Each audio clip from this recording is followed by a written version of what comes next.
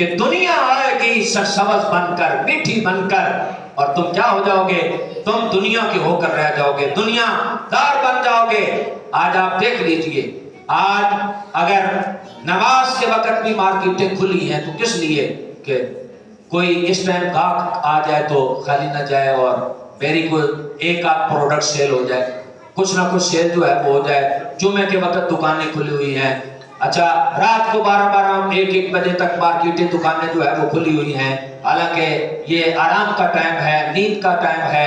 نظام فطرت کے خلاف ہم جو ہے وہ چل رہے ہیں، اور کتنے برے اثرات ہماری معاشرت پہ، ہماری معیشت پہ اور طبی اور طبی انسان پر اس کے جو ہے مرتب ہو رہے ہیں۔ لیکن یہ دنیا کی لالچ ہے جو ہمیں کہتی ہے کہ رات 12 بجے تک دکان بھی کھولے رکھو، ہمیں کہتی ہے کہ نماز کے ٹائم پہ بھی دکان جو ہے وہ کھولے رکھو، ہمیں کہتے ہیں کہ مال آنا چاہیے، حل میں مزید some thing more, some thing more, some thing more.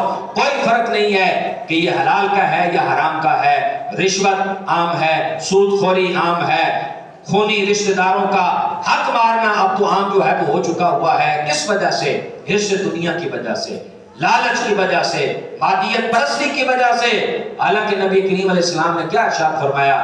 اللہ کے نبی علیہ السلام نے فرمایا آدم کے بیٹے کے پاس اگر مال کی ایک وادی ہو تو وہ کہے گا کہ ایک اور ہو جائے، اور اگر دوسری ہو جائے تو وہ کہے گا ایک اور ہو جائے، حالانکہ قبر کی مٹی نے اس کے پیٹ کو بھرنا ہے۔ تو یہ جو لالچ ہے، یہ جو حرص ہے، یہ دنیا کی جو طمع ہے اور دنیا دار ہو جانا اور دنیا کی رنگینیوں میں ڈوب جانا، یہ کیا ہے؟ یہ بھی ہمارے دین سے دوری کا ایک سبب ہے کہ ہم یہ سمجھ رہے ہیں کہ زیادہ سے زیادہ ہمارے پاس جو ہے وہ دنیا آج جو چاہیے، حالانکہ ہمیں ہمارا دین کیا سکھاتا ہے؟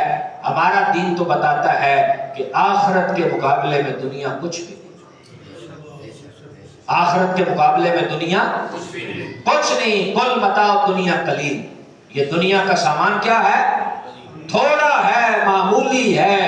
اب یہ جو معمولی ہے، جس کو نبی کریم صلی اللہ علیہ وسلم نے ارشاد فرمایا کہ آخرت کے مقابلے میں اگر دنیا کی کوئی بقعت اللہ تعالیٰ کے ہاں ہوتی تو اللہ تعالیٰ اس دنیا سے کسی کافر کو پینے کے لیے پانی کا ایک گھونٹ بھی نہ آتا۔ آخرت کے مقابلے میں دنیا کی حیثیت مچھر کے پر کے برابر بھی نہیں۔ اور ہم کیا ہیں؟ ہماری دیکھ لیں ساری تھنکنگ دنیا کے لیے، سارے منصوبے دنیا کے لیے، ساری پلاننگ دنیا کے لیے، ساری جد و جہد دنیا کے لیے۔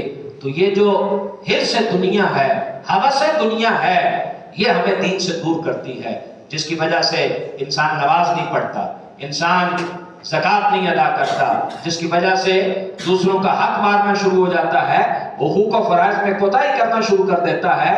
اور اسی طرح اس حبس دنیا کے بعد اگلا جو سٹیپ ہے وہ کیا ہے؟ کہ آخرت کو بھلا دینے کی وجہ سے بھی ہم دین سے دور ہوتے چلے جا رہے ہیں۔ اگر ہمیں اپنی قبر یاد ہو، ہمیں اپنی آخرت یاد ہو، تو پھر ہم دین کی طرف آئیں گے، ہم اس کی فکر کریں گے، اس کی تیاری جو ہے وہ کریں گے۔ لیکن چونکہ دنیا میں اتنا انہماک ہو گیا ہے، دنیا میں اس قدر منہمک ہو گئے ہیں کہ آخرت کو فراموش کر دیا گیا ہے اور آخرت بھلا دی گئی ہے۔ اب بظاہر ہم یہ کہتے تو ہیں کہ اللہ کے حضور پیش ہونا ہے، لیکن کبھی یہ بھی سوچتے ہیں کہ کیا منہ لے کے جانا ہے، کیا اعمال لے کر جانا ہے؟ 40